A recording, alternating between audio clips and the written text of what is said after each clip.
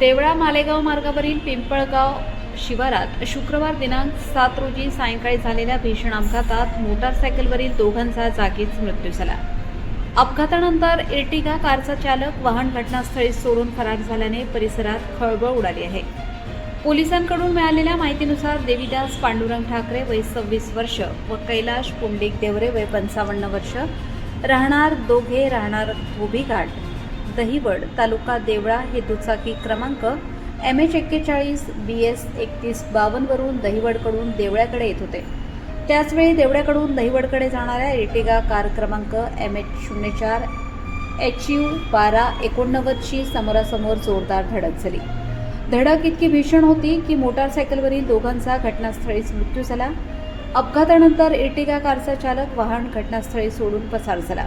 घटनेची माहिती मिळताच देवळा पोलीस ठाण्याचे पोलीस निरीक्षक सार्थक नेहते यांनी सहकाऱ्यांसह घटनास्थळी धाव घेत पंचनामा केला। दोन्ही मृतदेह शवविच्छेदनासाठी देवळा ग्रामीण रुग्णालयात हलवण्यात आले असून फरार चालकाचा शोध सुरू आहे। या प्रकरणी देवळा पोलीस ठाण्यात गुन्हा दाखल करण्याची प्रक्रिया सुरू होती।